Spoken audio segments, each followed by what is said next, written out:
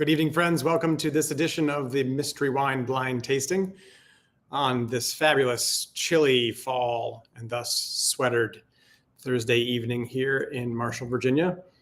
Let me know where you are and where you're tasting this wine or where you're joining us from. Love to hear from you. I know there is actually two guests this evening who are participating, I think, from the bar, or at least they just bought the wine and were passing through the restaurant. So I'm assuming they are still here. They also gave me the great tip that should not look at the top of the cork. It reveals a secret, and I did not. So I am reprieved from any kind of advance notice information from the bottle itself. But all the way from Pennsylvania, the Kibitskis. Hi, Sarah and crew. Good evening. Hope you're all there and enjoying yourselves. Curtis, good evening to you. Hey, Johnny and Kristen, welcome. So glad to have you guys here this evening too. Wow. Some guests that were downstairs also just shared a bottle of Baco Noir with me. And so there's it's fresh in my mind, and I don't know that this is Baco Noir. I don't think it is, but that would be like the first or second time maybe. I've tried a Baco Noir before, and it was from Oregon. It was really quite fun, quite neat. So I'm very grateful they didn't blind me on that. There would be no way I would get that. But, the Duns. And Lutzenheiser's from Fredericksburg. Great. Emily from Leesburg. We're bouncing around a little bit. It's awesome. We've got points south, points north, more north. That's awesome. Southeast. Fantastic. Curtis Montefalco. Not sure.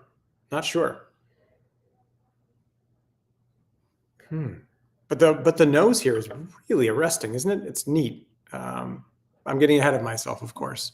So glad you're all here, shall we? Bob and Dean, good evening. Welcome to you. Wow, I'm just drawn into that. We're going to get to that in a second. All right. Let's swirl the wine, take a look at what you see. Color-wise, what kind of color is here? Dean, did the cork tell you everything about the wine? Because I don't know about that. I just know that the top had the vintage written on it, perhaps. So, Montefalco, sorry, Curtis. It was not a Montefalco Baco Noir, I don't think, but I'm not positive on that. They gave me a glass and it was from Oregon. I can probably find that out later. The cork for me also broke on the way out, and so I was rushing a little bit to pop it open, and I cracked it in half. So I was cracking it in half and then trying to find the bottom half of it with my eyes closed, making sure I wasn't looking at the cork to learn anything specific about it that would bias my impression of what the wine was. So please, if you've seen it, that's fine. Please play along and contribute your thoughts about taste and about the appearance. That's not going to be biased by what you know about the cork or otherwise. And Dory and the Kellners, yes, are in the bar. Great. They were the ones who gave me the tip.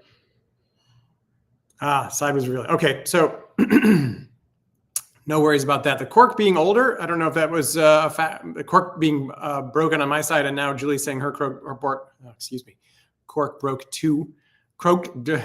That might be an indication, perhaps maybe these wines are a little bit older. Who knows?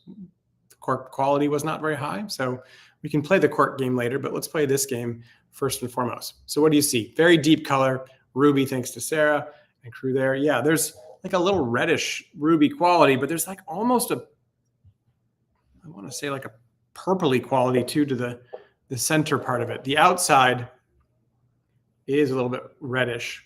Wow, 3 corks broke. So this is a wine to be careful with respect to the cork. I'm not going to look back at the cork, but I don't think it was extra long. An extra long cork might be an indication of some places where, you've got big, deep, powerful reds that need to age for a long time. And so they put a deeper, bigger cork in. And sometimes as those age, they need to break away. But speaking of that, right? Speaking of age, do we see indications of age visually on this wine? As you're tipping it over, a lot of times you'll notice a change, right? In the color that's on the outer rim and the color that's more in the core center. Is there a variation in that color? Or is there a brownie, kind of brown, tawny quality to the outside? Orange hue, perhaps? Something that shows that this wine has lost a little bit of its pigmentation, its color. Is there any sediment that came out. I mean, my first pour, I did not have sediment. All these are indications of something that has, might be something with some age.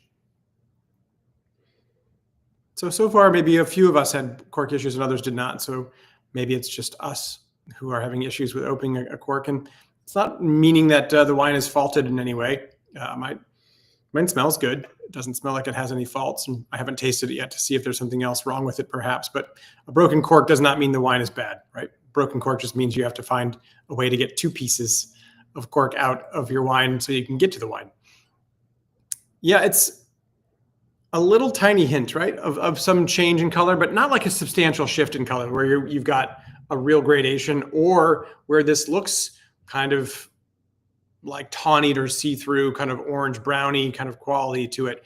None of that here. It's pretty deep and powerful, so it doesn't present as though it has a lot of age.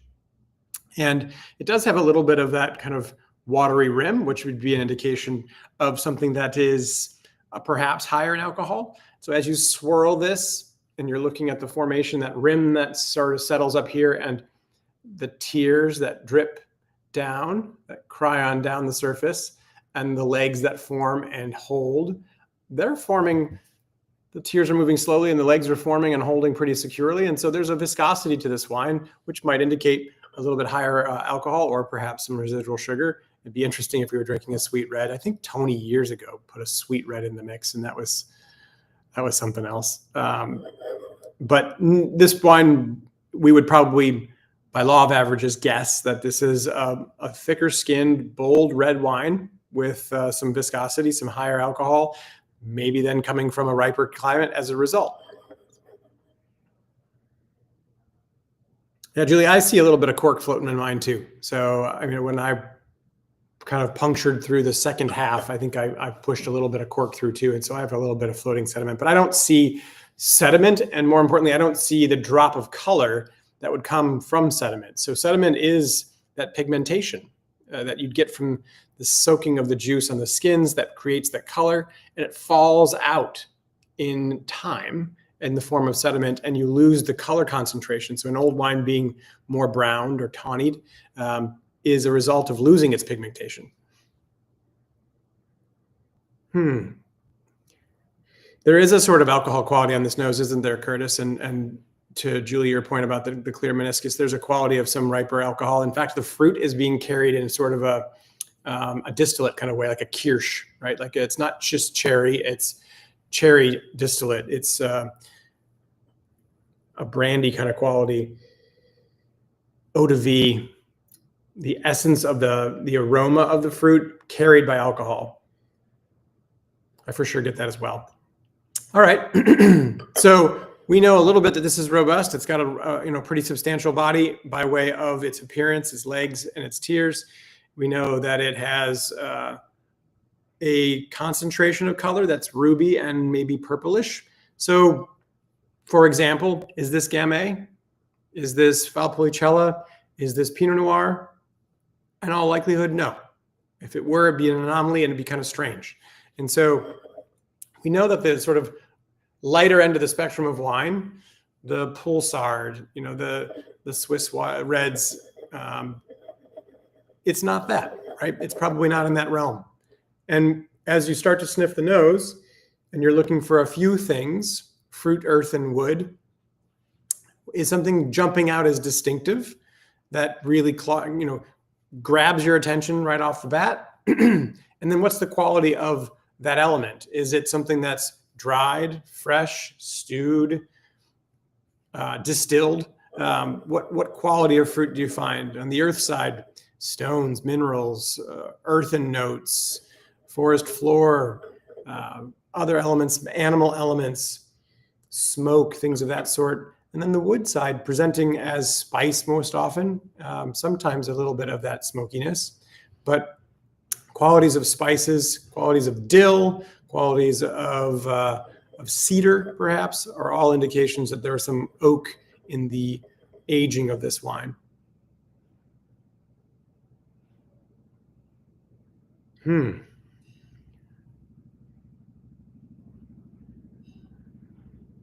There's a cough drop cherry alcohol, medicinal nose. And the alcohol for sure, there's a little burning sensation. Sometimes when there's enough alcohol and you sniff it, there's like a slight tinge that you can feel toward the back of your olfactory, and that's sort of right where the throat and the nose meet.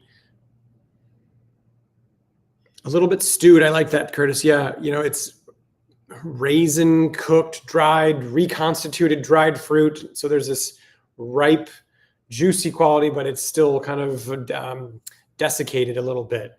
And the cedar menthol, yep. So menthol and cedar, menthol in particular, sort of that, is it menthol? Is it eucalyptus, as Curtis is throwing out? Back and forth there. Eucalyptus is always I have to think about Australia when we talk about eucalyptus. I've tasted wines that really are redolent with eucalyptus because it's growing in and around the vineyard. Tasted some South African wines with the same impact. Tasted some wines from California with the same impact too. So again, that kind of fits too with the profile of the color and the structure of the wine. Coming from one of those three places, it would be ripe and powerful and a bit more on the fruited side. But the raisiny note, again, also is referencing back into the idea that this fruit saw sunshine and expresses itself that way. Stewed tomato, Emily, nice one. A fruit, but it's more on the savory side, right? Because that was a note too, that there's not a ton of fruit here necessarily, but there's some of it and it's kind of being carried by that alcohol element. There's a dried, ripe quality to some of that fruit. Very, very ripe, almost falling apart fig, to Dean's point and Bobbin. All right, so there's fruit for sure, and it's sort of a spectrum, ripe to dry. There's not a tremendous amount of earth that I've picked up. There's a little bit of that mintiness that might be indicative of the earth that it's grown in. And then there's a touch of that sort of cedared quality, maybe a little bit of spice that's coming in the nose that indicates perhaps some oak. So let's taste. When you're tasting, try to verify what you've just said by way of the nose and note what things are different. And then also pay attention to the taste. So where's the acidity at? Where are the tannins at? Are they low, medium, or high? What's the body like? What's the structure of this wine? Is it like skim milk or 2% milk or whole milk? Where does it fit in the spectrum of textural experience in the mouth?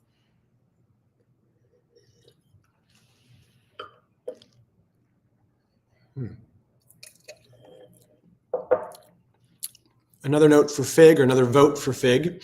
Some concurrence there.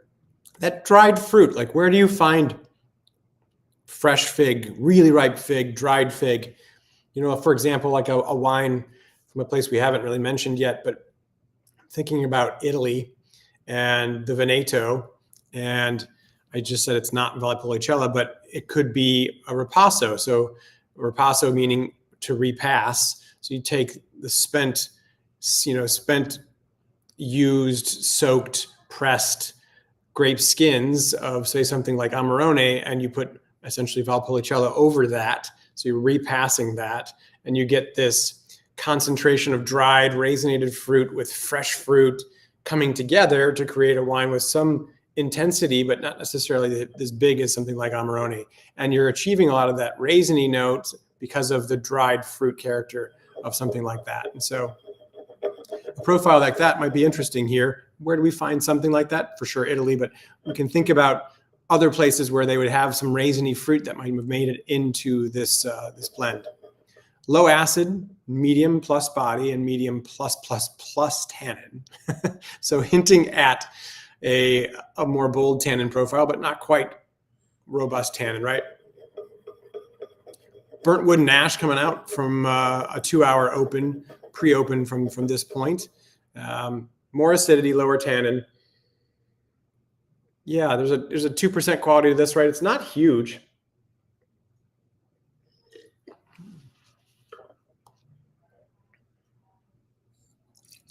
Skim milk. So think about skim milk sheeting on the palate. There's a quality about this that has tannin up front, and then there's a quality about the wine that's sort of separate from that tannin that's riding a little bit thinner underneath this, but there's still viscosity there. I think we're maybe a touch above skim for sure, more in that 2%, but there's some tannin up front that lingers and fills out the mouth in a way that makes it seem quite a bit viscous.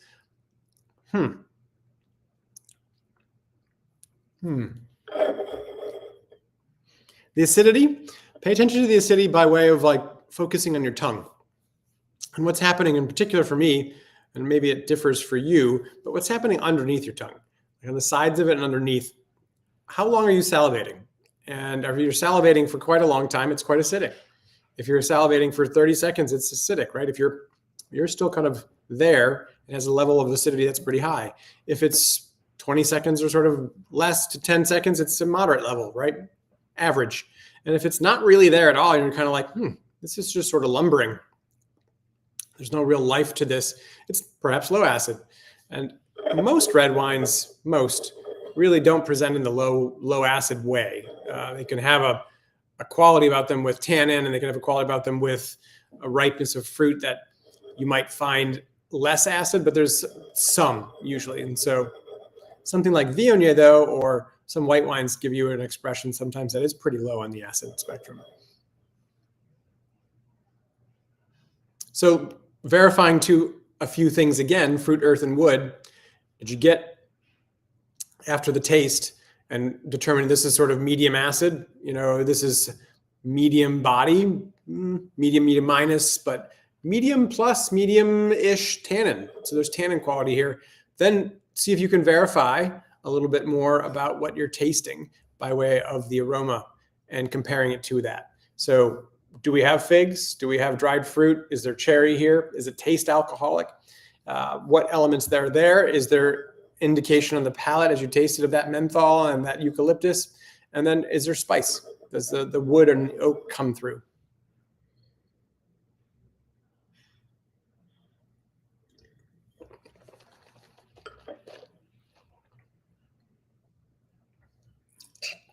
Nice. Something violet. So a little bit of blue flower. The blackberry, black cherry, blueberry, black currant, cassis, hint of clove. Nice notes there, Julie. All there. Black, more intense, a little bit richer, darker, bolder. These are characteristics of bigger, thicker, riper kind of profiled wines. And I think the tannins are building in a way that still hold a structure to the wine, even if the fruit necessarily isn't kind of filling out that structure. Curtis, your note there too about acidity in a delayed manner, it's kind of interesting that way. There's that tannin sort of like front loads the experience for me, and it lingers, and then when it leaves, then the acidity sort of comes in, and the acid and tannin can play back and forth and confound one another. They can amplify one another. They can compete sometimes with one another.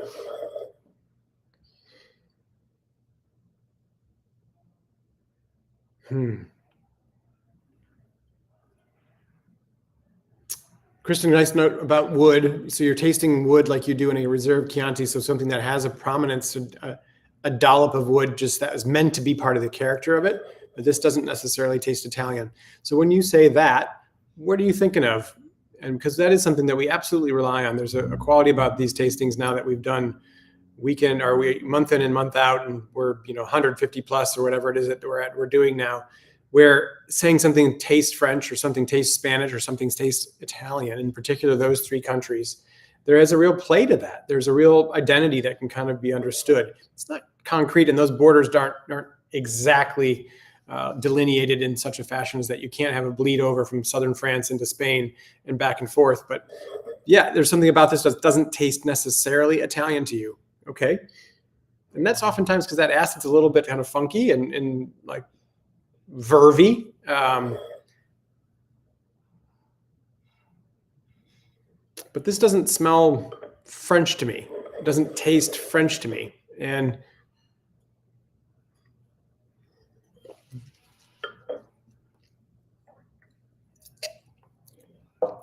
are we old world? Are we in the European context here? How does that coffee quality that you taste, Julie, fit into that? A savory herbal note, right? Like having that coffee, that fig, that clove element to go with blueberry, black currant, the black cherry elements, the cassis. Are these characteristics that are Australia? Are they, South Africa, California, or are they more Europe?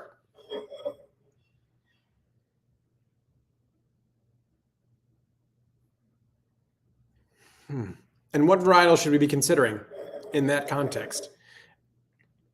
That blueberry part too, for me, is kind of drawing me in, and blueberry is sometimes Malbec for me and can be, so Argentina, perhaps, Chile. And I cannot remember the name. There was a Renacer, I think is the name of a producer. I used to sell it at the local taste up in Upperville when I helped the Petoskey crew up there put some wines in that spot. And we found this Argentine wine that was made by an Italian, and they were making it in the Ripasso sort of style, and it had some like blueberry concentration, and making it with Malbec and using raisinated fruit and fresh juice and kind of fermenting them together and making this concentration wine.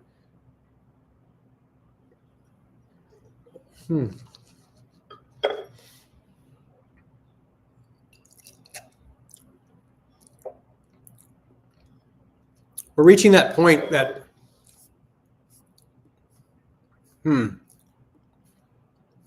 reaching that 21-minute point right now where the wine's sort of shifting a little bit to me. Is it shifting for you? And I'll catch up on your notes here as I didn't scroll down, pardon me. But there's a shift in terms of that tannin now knitting with the rest of the wine a touch to be a little bit more silky, or it's just because I have more tannin in my palate that I'm sort of buffered and layered with that tannin. It just sort of slides over it as I get the rest of the experience of the wine. Touch of olive notes by way to catch up here. Bitterness a little bit on the phenolic bitterness on the end. I agree with that completely.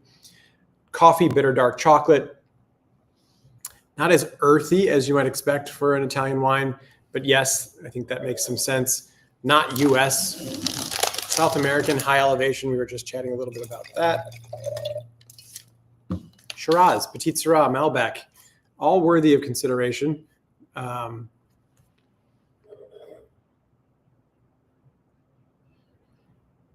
We have marital dispute happening between Bobbin and Dean, and the bitterness and the finish.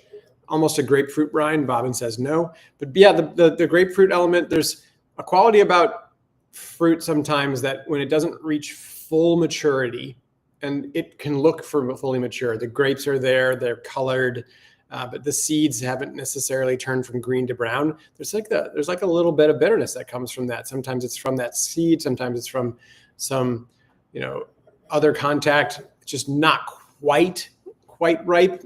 And from that context, you get a profile that is a little bit astringent, and that astringency can be conflated with bitterness. Sometimes there's an actual bitterness, like the dark chocolate element, and the tannin coming together.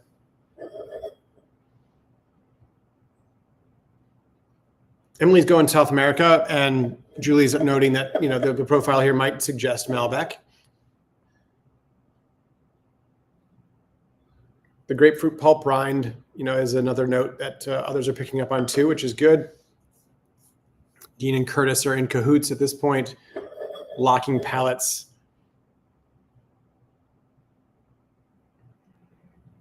Sarah, that's interesting too. I mean, per the note about Italy, this is not Italy, but maybe it's from somewhere else, ripe with an Italian varietal. So a Barbera from California, and you're getting that expression somewhat of the grape varietal, but it doesn't match the place. And so that's kind of neat, right? And that's sort of what I was describing by way of an Italian producer in South America. Same thought process there. The coffee and the cocoa are coming out on the nose now in a way that I didn't pick up at all from the beginning.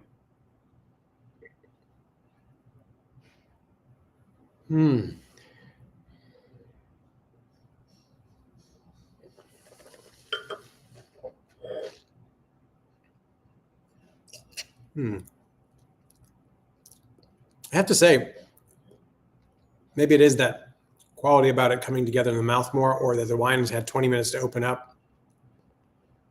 It's much more open, and it's quite a bit more enjoyable as a result. That distinction we made, at least I made for sure from the first sip, where it was sort of in that skim to 2%, or that lighter to medium body with more robust tannin kind of riding on top. It's all knitting together to make a little bit more robust wine right now. coffee and cranberry. Yep.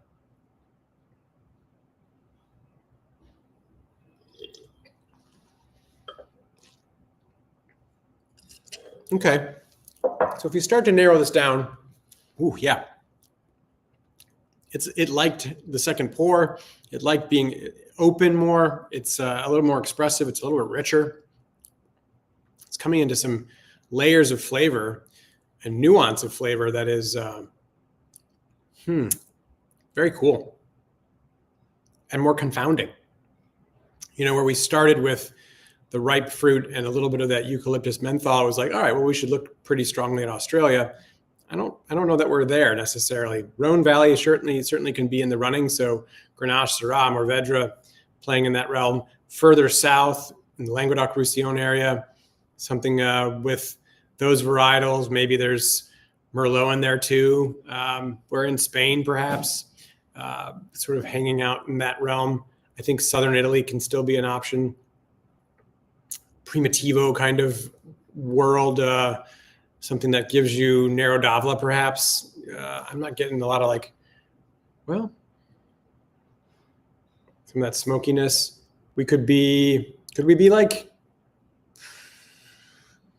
Syrah Pinotage or some kind of blend like that from South Africa? And then Malbec, that blue fruit.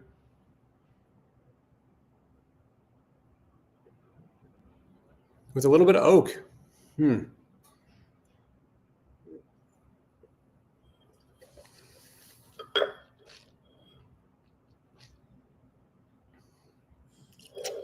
little stumped.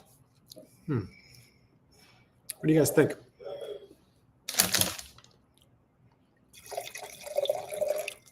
When you find yourself stumped in the blind tasting, right? It's like you're searching for what the wine is. It's always best to take a step back and just say what it's not. Start chipping away at the wines that you sort of put forward as potential options and cut them out. So let's pick one. Let's pick Italy, as we were talking about it initially. Kristen saying not really. Johnny saying it doesn't think it's there, but it's maybe old world. So Italy doesn't taste like that.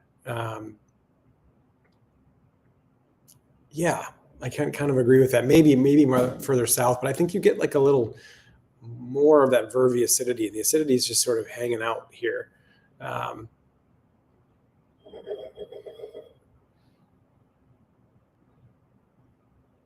There's a whole bunch more wood and smoke coming out now. Excuse me. Which I have not had a Malbec that I can recall that's like this. Yeah, not California. South American Malbec. Dory, I thought that would be kind of a good call. The second kind of pour I made here is there's more alcohol. There's a little bit burn. It's more coffee. It's cocoa. It's presenting more wood notes. And to Kristen's point, there's a quality about that wood that's more European than, say, American. Not necessarily American made, but American oak as opposed to European oak. It's not Gamay. I agree, Sarah. It's for sure not that. Do you remember a gentleman who was playing with us for a while? He never had the wine, but he would always chime in and only make one statement. And his statement was, I don't think it's an IPA. And he's a beer drinker. And he always kind of hung out for a minute sometimes in our chats. Sean is his name. And it's not an IPA. It's not Gamay. It's not Pinot Noir. Yes. Petite Syrah was floated. That's an interesting one. So from that standpoint, I mean, really, you're talking about Petite Syrah being something that's sort of Californian, which Larry's not on board with.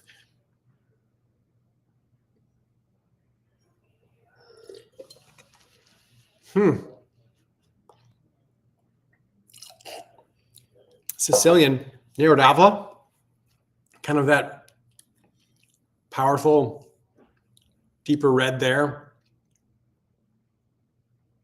Some of that smoke kind of coming out, which is potentially a little bit of wood, but there's also that volcanic soil. That fig note. That's interesting. This is really interesting. Huh. It's not Guinness. No, Dean, but you could be drinking one in the bar if you want. By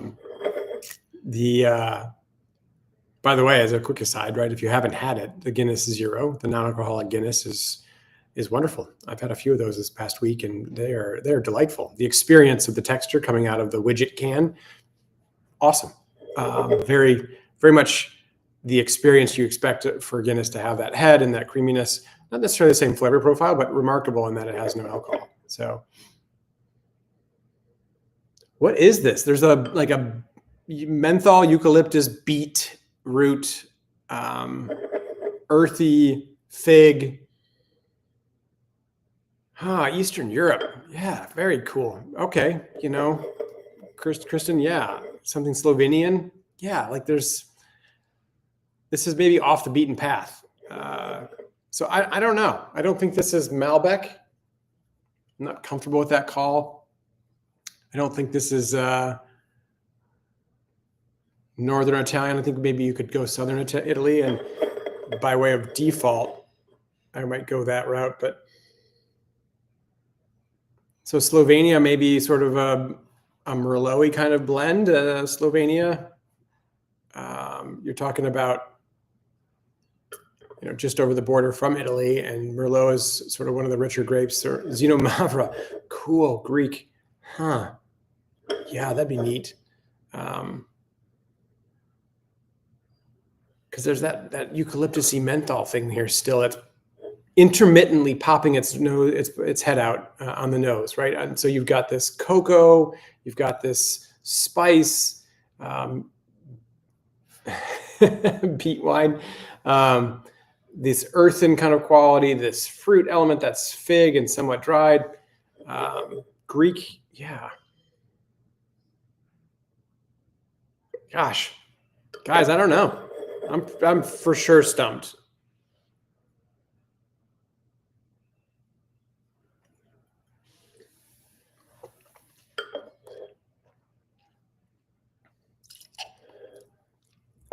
And now there's like more freshness.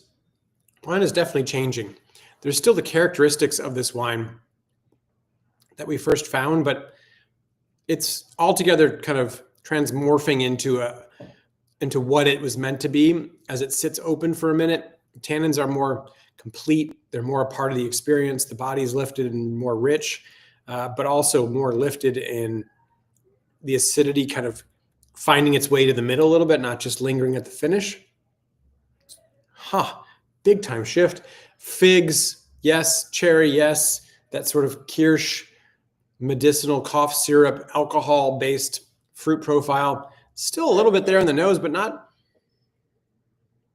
for sure there in the nose still, but not as present on the palate. And I'm not getting a major burn. I haven't swallowed this wine. I just have been spitting it, but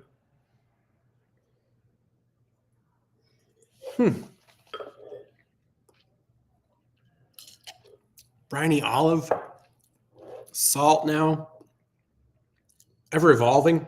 Okay, what is this thing? Where do you want to plant a flag? Do you know enough to be able to plant a flag? I'm going to try some more. The tannins are building.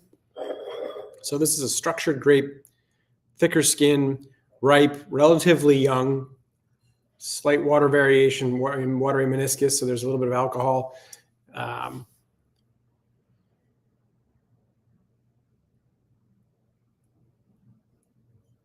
It has elements of the New World and by way of fruit, but then there's a quality underneath it that sort of just pins this up a little bit that suggests more Old World.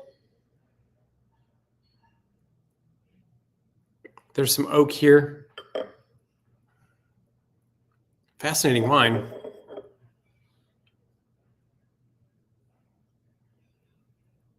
Dean now knows what this is, but would never have guessed it. Okay, that's a little bit of a help.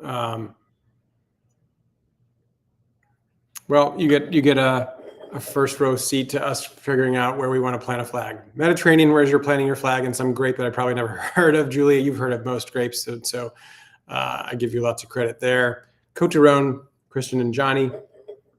So Grenache, Syrah, Mourvedre, and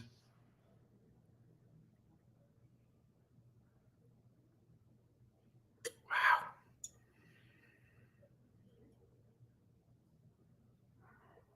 Okay, I'm gonna go just because I'm trying to reconcile some of that mintiness. I'm gonna go South Africa. Merlot, Syrah, kind of Pinotage, something like that. That's got a blend to it to account for some of that smoke, and that earth, and a little bit of that funk. And I'm going to say this is, 3, 4, 5 years old. We'll see why the cork's that way, but 3, 4, 5 years old. So let's say this is 2021, 2022.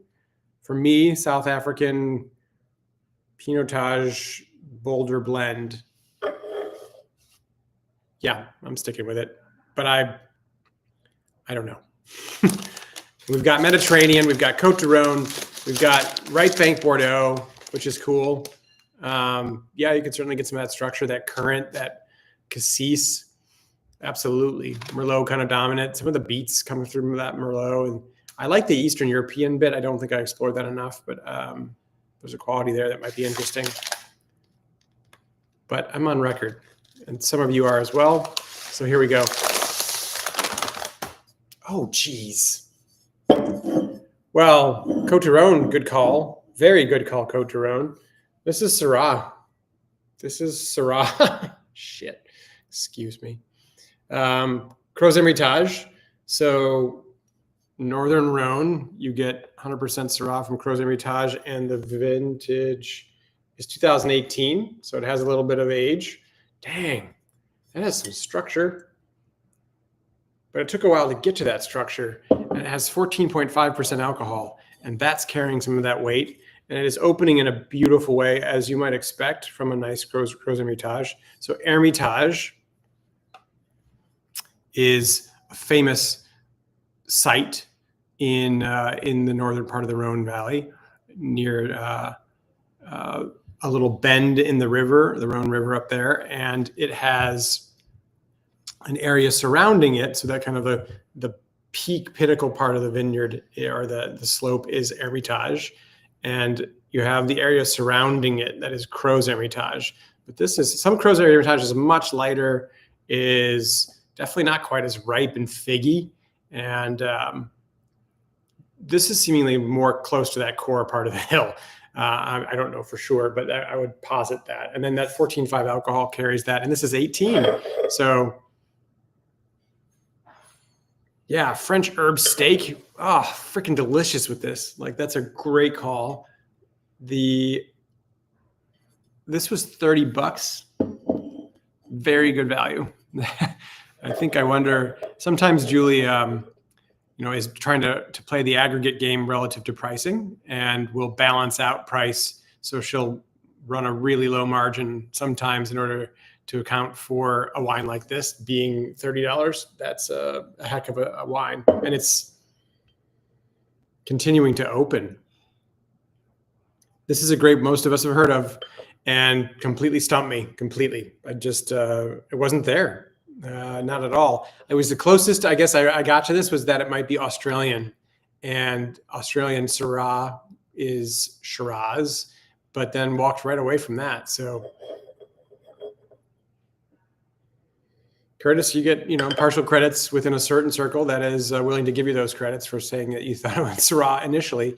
But I mean, really, and I may have done a disservice to everyone in terms of just kind of walking away from that tonight. But yeah, this was tough. This was tough. I just want to keep smelling it and see where it keeps going. So heck, if you got a steak at home with this, you won the game tonight for sure. And I think we will have opportunity to play with this that way for sure as well. Lovely. Great game, all. I love it when we don't know. It's more fun, I think, in a way, because it posits a number of choices and makes us think about what it is. If we all knew what it was right off the bat, we could have nailed that and talked about it. But this is a more mind-bending and mind-expanding experience. And our palates are all the better for having the experience too. So yes, cheers to Julie nailing it. She's getting some fun wines in here for sure. That's great. Well, wonderful, wonderful wine to play with. Thank you, as always, to all of you. A phenomenal night. I will echo those thoughts and echo the Happy Thanksgiving greetings. Yes, for those of you that are celebrating the Super Bowl of hospitality, the Thanksgiving, the day that's built for food and wine and friends and family. And I hope you have a wonderful day with all of those things. We will have one here for sure too. We're going to be welcoming, I think, 230 guests on Thanksgiving, which is exciting. And then venturing through the weekend where we get to see usually a lot more families who are tired of turkey and want to come in and enjoy a different meal. And so we're fortunate to have them visiting with us this weekend too. We will see a number of you, I think, at the upcoming wine event with Glen Manor, which will be really exciting. Tasted some of those wines today and prepared a menu. Awesome. Looking forward to featuring those wines and having Jeff here on December 11th to go through the 23 vintage in particular, which is an outstanding vintage. Really exciting vintage, and the wines coming out of it that we've got a chance to try so far are wonderful. So thanks to all of you. Cheers to all of you. Happy Thanksgiving. And I hope to see you. I will see you before we hit Christmas in the way of the final Mystery Wine Blind tasting of the year in December. Thanks all.